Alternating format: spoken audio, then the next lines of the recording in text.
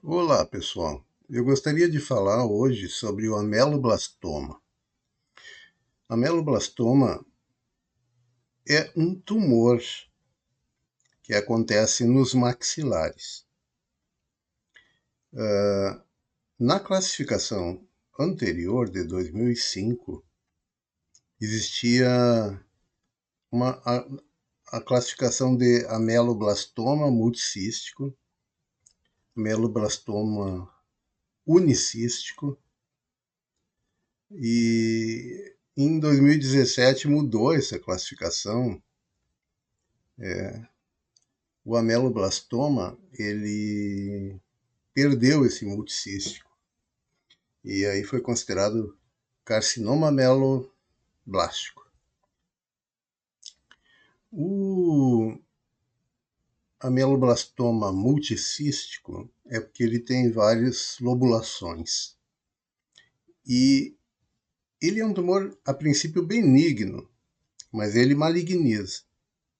Maligniza, eu vou mostrar um caso para vocês bem complicado, bem difícil, para vocês verem o que é um tumor desse malignizado. Então, tá aí, pessoal. Essa é uma paciente de 50 anos, com uma massa da mandíbula até o osso parietal, pegando todo o osso temporal, com o epicentro desse tumor na ATM direita. É uma loucura, né? É impressionante. Sinceramente, parou o hospital quando essa paciente entrou para internar. Foi, foi algo realmente de lembrar, de todo mundo lembrar. O ameloblastoma é um tumor odontogênico epitelial.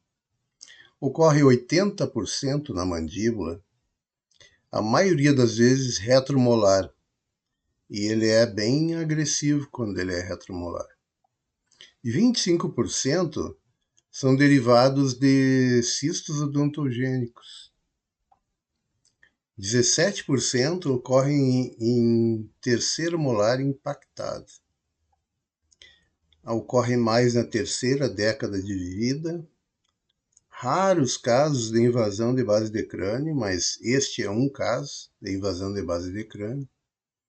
A maioria é benigna, rara malignização, mas este é um caso de malignização. Então,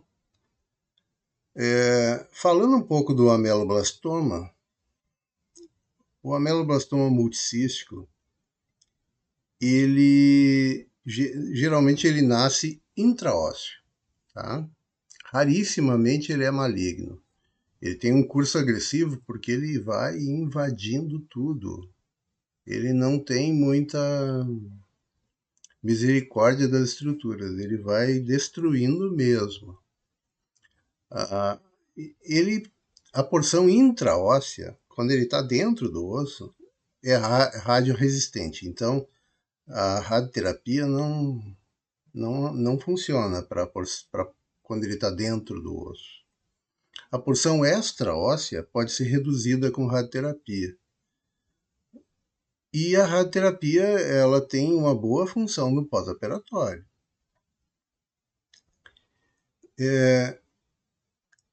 Ele recorre quando ele é curetado. Recorre.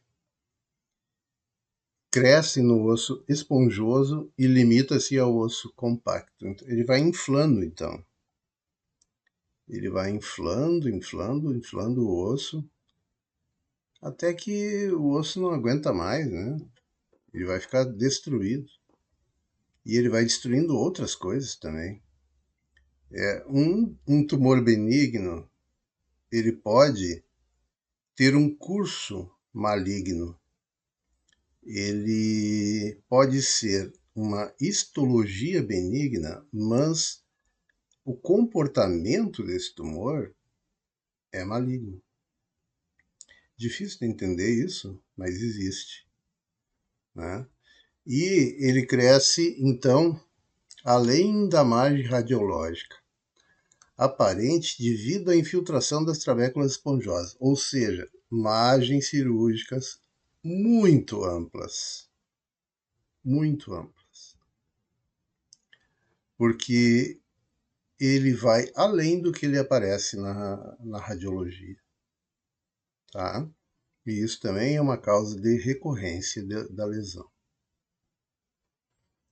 Então, essa paciente é uma paciente feminina, 50 anos, extensa massa na região temporal direita, centrada na TM direita, história prévia de ressecção segmentar da mandíbula 10 anos antes, ou seja, já tinham tirado um pedaço da mandíbula que deveria ter já um foco, né, intraósseo de ameloblastoma. O olho estava saltando para fora, então se chama exoftalmia, com oftalmoplegia, porque o olho não conseguia se movimentar, tá? A tomografia era uma massa heterogênea de 15 por 10, 15 centímetros por 10 centímetros, é muito grande, né? Na fossa temporal, órbita, região infratemporal, fossa média, fossa anterior do crânio e centrada na TM direita. A angiografia mostrava que o tumor era dependente de dois vasos sanguíneos, artéria maxilar interna e artéria meningea média. A maxilar interna é a artéria que nutria o tumor primariamente. E a meningeia média é uma artéria que nutre a dura mater. Então, foi secundário o ganho de nutrição pela meningeia média, conforme ele foi crescendo para a base do crânio, né? O anátomo patológico de um ameloblastoma multicístico com focos sugestivos de fase evolutiva para carcinoma ameloblástico, ou seja, dentro de uma lâmina de um tumor benigno, um ameloblastoma, tinha focos de malignização, focos para evolução de carcinoma, tá? Grupamentos celulares com discreto arranjo empaliçado na periferia. Isso dá para ver bem, né? É muito bonito essa paliçada aqui na periferia. Então, essa paciente, ela tinha uma cicatriz de ressecção da mandíbula, de um pedaço da mandíbula, que foi feito 10 anos antes, e a massa se estende, ó, mais ou menos da metade da mandíbula, um pouco para frente, da metade do corpo, sobe no ramo, o epicentro é na ATM, invade o osso temporal, invade o osso frontal e invade o osso parietal e invade a parede lateral da órbita. Numa visão de perfil, vocês veem a cicatriz de 10 anos atrás e veem a invasão do osso temporal, do osso parietal e do osso frontal. A tomografia, mostrando que ele realmente é multicístico e que ele foi destruindo a base do crânio. Ele está quase na hipófise, está do lado da célula túrcica, tá? Aqui é seio cavernoso, que é um grande perigo dessa cirurgia. O seio cavernoso é um fator de grande gravidade de uma cirurgia. Ele sangra muito numa cirurgia, tá? Então, O transoperatório, foi feita uma incisão coronal, baixando todo o rosto da paciente e abrindo todo o lado direito da mandíbula, da ATM, e fazendo a volta em todo o rosto. A exposição foi extrema, né? A ressecção, aqui dá para ver a tábua óssea, ó, e dá para ver o limite do tumor entrando dentro do crânio. A gente volta ali na tomografia e vê que ele destrói a base do crânio. Ali onde aparece a tábua óssea, é a transição de tumor para tábua óssea. Ó. De tumor para tábua óssea. Ok? O pré-operatório e aqui o pós-operatório. Nós temos aqui, então, pessoal,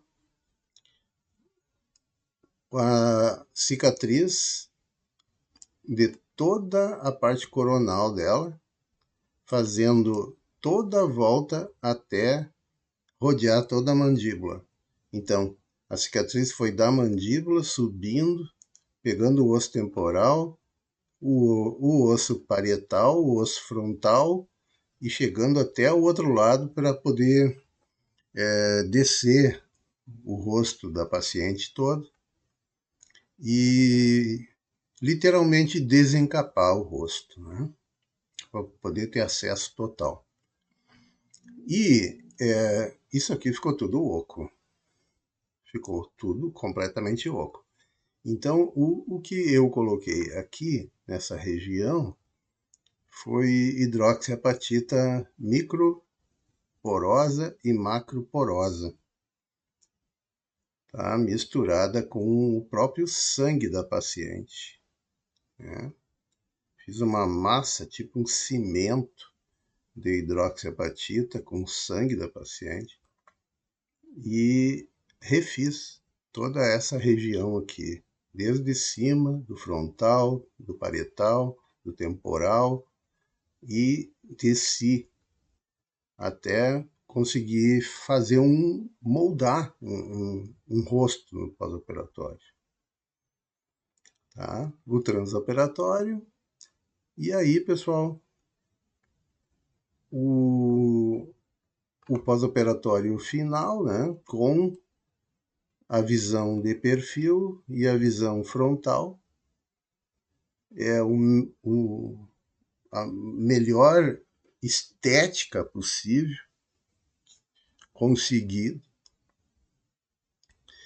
Considero uma grande vitória diante do que era esse tumor, tá? E aqui umas dicas que eu aprendi com esse caso.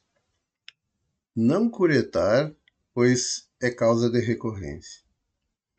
Não irradiar se for só intraósseo, pois pouco responde à radioterapia.